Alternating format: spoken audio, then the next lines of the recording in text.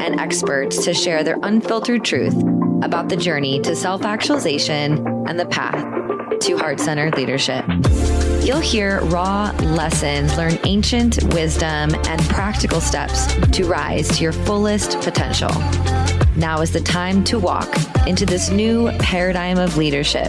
Let's transcend together. Hello, everyone, and welcome back to Transcendent Leadership.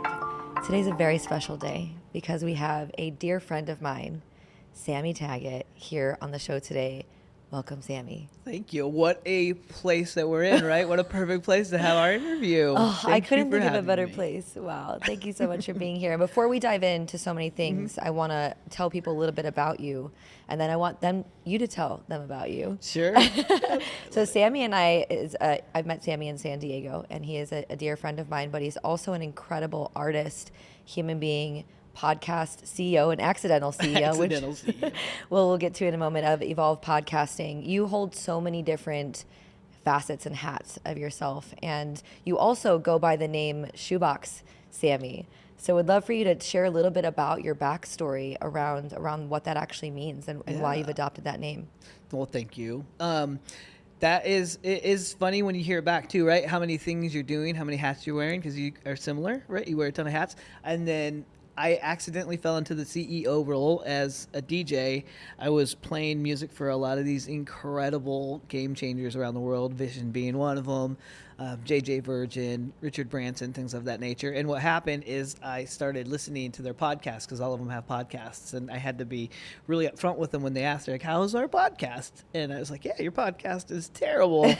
We should fix that. So that happened. And then what that turned into was me really becoming a CEO of a podcast production company, which was really cool. But prior to that, as a DJ, what was really fun is I was always Sammy, just DJ Sammy, and that was fine for a while. But I'm adopted from the Philippines, and one of the things I always wanted to do was go back to the Philippines and kind of find my origin story and find out, what orphanage I was from and just kind of the lay of my life. And so I went back 7 years ago, and in this pilgrimage, I found out that I wasn't just adopted and I wasn't just kind of left at an orphanage. I was actually left in a shoebox in a dumpster. And it's it sounds really rough, but it's actually, there's a lot more of that than we like to, speak about. But it happens. And what's lucky is I was found by 2 police officers and brought to the orphanage. So I was saved. I got the golden ticket. And then later on, about a year and a half later, I was actually adopted by this incredible family in Colorado. So I got out of there.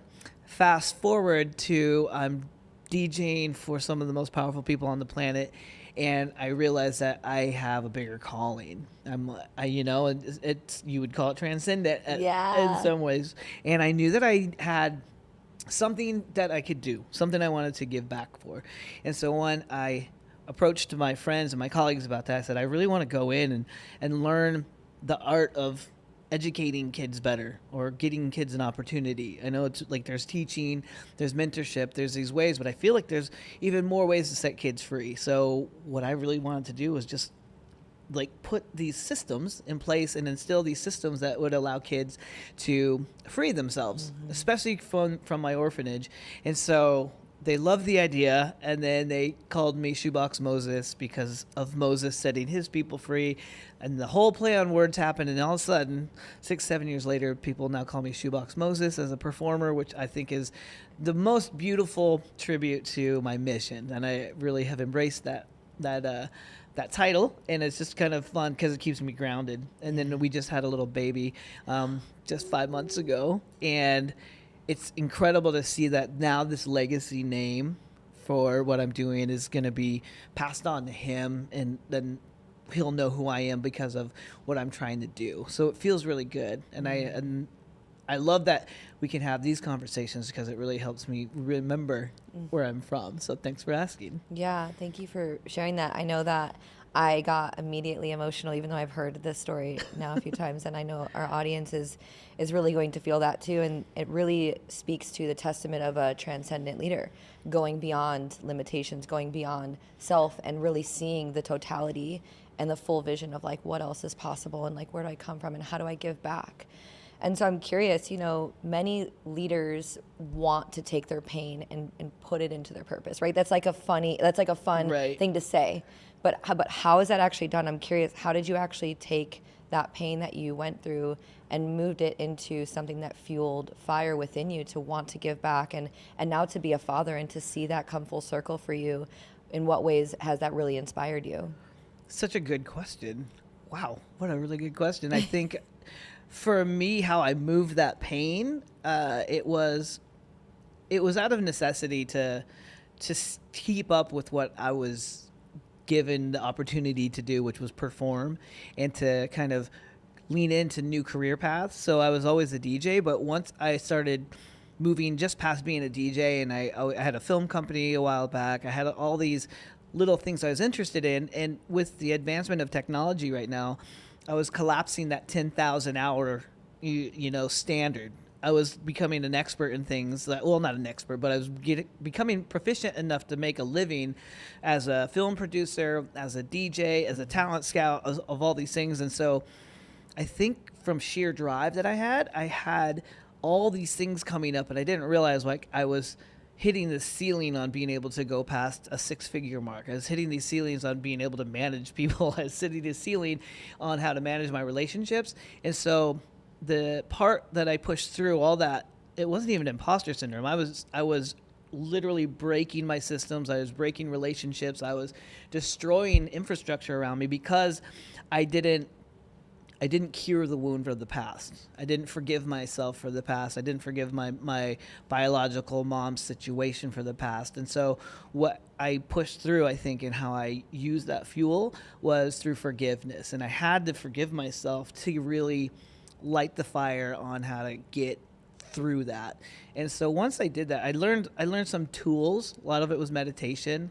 A lot of it was just some of the stuff I learned at Mind Valley, which is where we're at right now with which was rapid transformational therapy with Marissa Peers. Some of these tools that I just didn't know existed. And so I used some of that to get through it. And it meant the world to me. So to answer that question, it just, it opened up the world for me, and it meant changing the paradigm for everything I was doing. It was just crazy. Yeah. It meant everything. Yeah, it seems like in some ways what I'm hearing from you is that you realize that you were given a gift, you were given a chance, and to really want to give that back because of the opportunity that you had. 100%. Yeah. And you started to describe this really beautiful recipe of meditation and these tools. Can you speak a little bit to faith and what that has led, what part of that role has led in your life? Yeah. Interesting enough, faith has come and gone for me in my life. A lot of times I find that at the bottom of situations, or even the bottom of a bottle, or where we're at in my space as a performer, and I was a bartender for like 10 years, and that faith thing left a lot of times. But then I would find it at the rock bottom. And then funny enough, you flip that paradigm when I found ultimate success in certain spaces of my life, which I would consider like playing big shows. I played at a venue in Colorado called Red Rocks a couple times, and that was for me a very pinnacle moment. At that point, I found faith again, being like, wow, thank you for this opportunity, instead of just being like, hey, help me out. And I found myself being very thankful and full of gratitude for the opportunity I had. And I was noticing that it kept flipping back and forth. And so what I wanted to do was adopt a practice of faith that would bring it there consistently. And so what I think is I've found and what role faith has played in my life right now is that it's been very consistent, even though I haven't been. And so it's really shown me that it's this long marathon we're on right now. Well, it's in a short blink, but for us, sometimes it's this marathon. But the peace, the faith, and I have a faith in God, and I have a faith in Jesus, that for me, that hasn't really gone anywhere. And so it's helped me become a much better father, a much better partner, and ultimately a better servant for the people around me, so that I can be a better CEO and be the best version of myself. So faith to me right now in this chapter of life has become a very, very easy thing to step into, because I've seen it from the bottom and the top. And so I think I've found like the consistency of it, which has been really fun. Yeah, like creating your own practice, right? And it's not faith from a religious context. It's like Right. just openness to something greater. Would you say that creating your own sense of what that means to you really helped you anchor into it more? Oh yeah, absolutely. And just seeing how life has shaped what it is for me, because it's different for everybody. Your relationship with your faith is always a totally unique piece of anyone's life. So yeah, and it's definitely morphed, and I'm sure it'll morph again. Like Yeah. probably Are you tomorrow. going to evolve? Totally. Yeah. Well, let's speak to for a couple of minutes too with the different hats that you wear. How is it that you take the lessons that you've learned in becoming a leader and really amplifying your leadership now? How do you manage leadership in your home? How does that show up in your relationship and now being a father? The biggest thing it does is it allows me a lot of grace to totally fuck up. Because I'm like, I'm not perfect. Yeah. So it gives me the ability to just be honest and graceful with myself, knowing that I'm not going to get it right. Like, I didn't know a 5-month-old shouldn't be eating chicken wings. Who knows that stuff, right? So I'm graceful with myself, and that is rooted in a beautiful faith. And then there's also that idea that even though myself and my partner's name is Ray, we go the wrong way all the time with each other, but yet we have so much grace for each other, and that also comes from that deep-rooted part of our faith journey too. And it's not just in God, but it's just our faith in each other. Right? Faith in life, right? Faith in like life. faith in life, just so like how this is happening right now, this beautiful orchestration of just everything that's happening. Right. It's like their life is happening through you in some ways. So it's faith that everything's working out. It doesn't need to be faith in, God, although that, that would be a beautiful practice. It doesn't need to be that, but it sounds like you're finding your flow in all of that. Totally. And it's helping me just like to have these conversations with other people. I think what's nice about your show, what I love about Transcendent Leadership, there is a certain way to practice being a leader. Yeah. And to be a transcendent leader has always been a mystery to me. I remember when you first told me about your show, I thought about who's a transcendent leader, and I think of the people like Richard Branson, Naveen Jain, the people that have Envision. Some of these folks, I didn't understand where they get the power to push through so many things, employ so many people, and execute so many different visions that they have. And I realized that they have a transcendent pull of a bigger vision that is guided by something way bigger than them. Yeah, and in some ways too, it's the unsexy things that people don't talk about in leadership, like forgiveness, like you were just saying, like the ability to fuck up, like make mistakes, and all that being really important in that. And so I'm curious for you, when it comes to leadership, what do you think is one of the qualities that people don't talk about enough? Oh, with a leader, I think the quality that they don't talk about enough with leaders is their compassion. Like the idea that they have to be compassionate first with themselves, like give themselves a lot of that's grace. such a prerequisite, right? Prerequisite. Yeah. I think most of the people I know, especially the people in my peer group, they are very compassionate on themselves now if they've gone to the next level. And then they're typically are very good with the group around them because they know it's not on them. It's a team that builds the stuff. How do you define compassion? Like, how does that show up for you? That's always shown up for me with humor and laughter, like fun. I think that's the You're through so line. good at that. Yeah, I'm like, woo, we screwed up. Like my team, I think they hate me a lot of times because they're like, what are you doing? And I'm like, it's so fun to do this. And they're like, stop doing that. Don't push those buttons. I think of how compassionate you are with a child, right? Like when they do these things, you're like, oh, and I think of myself as a constant child. I'm like, what's this button do? What does this do? What's this do? Yeah. That actually reminds me, somebody asked me here at A-Fest, they said, how do you navigate difficult conversations with people when they're projecting something onto you?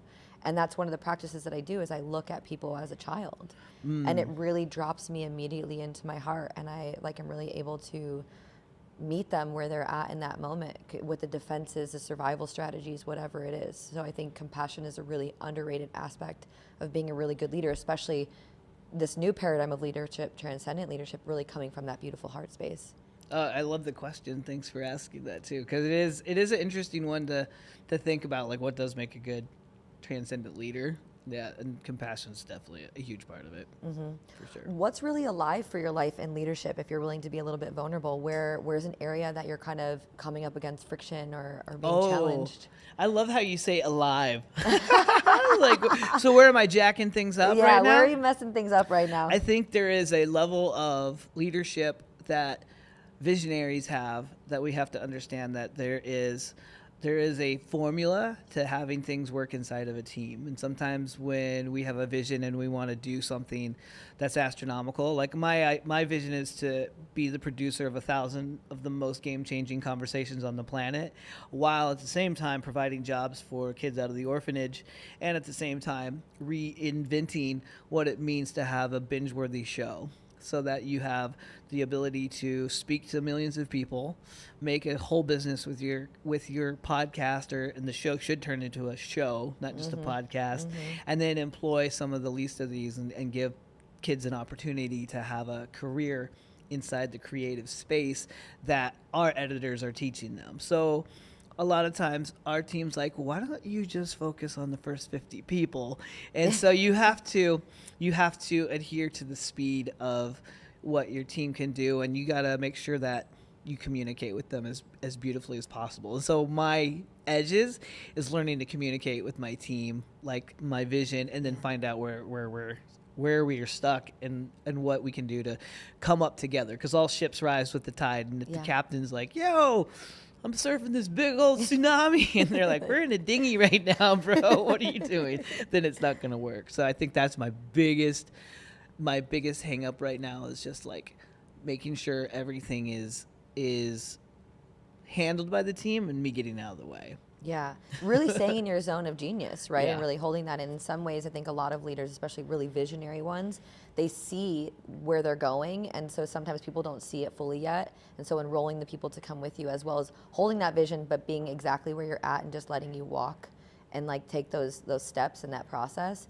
is going to be really helpful. And I know myself as well, people ask me like, what is your weakness? And in some ways I hold people to their potential and I see the vision. And so sometimes when we're not there yet as a leader, or even with myself, there's like this underlying judgment or these expectations not being met because the vision is so big and daunting. It's like, because you're not there, you want to be there. And when you feel it and you hold it, it becomes challenging. And I think there's also, as visionaries, and a lot of people have this, if you see something that you see the vision of what you can be, and then you see where you're at and you don't know the steps inside that gap, it just gets so frustrating, because you're like, oh, they did that. How come we can't do that? We have the same tech, we have the same time in the day, we have the same amount of people. So yeah, that's some of the frustration that I run into. And in some ways, that's where the faith comes in, right? The faith in the process, the faith in the journey, in yourself, that you're exactly where you need to be and everything's happening perfectly, right? So, as we begin to wrap up here, I'd love to know from you, what are you learning in this season? So that's what's alive for you. Like, what are maybe some practical things that you're learning about leadership that you can offer to the audience? The biggest thing I'm learning right now in leadership is that you don't have to take as much time as it used to be. There is so much technology and there's so many things that you can do right now to circumnavigate the time and bend it. There's so many places you can learn things. Like, we just had a big discussion on AI. Like, I talk about it all the time. It has the ability to turn not only yourself into like Neo from the Matrix in a way, but there's so many ways that you can get and acquiesce knowledge faster than ever possible.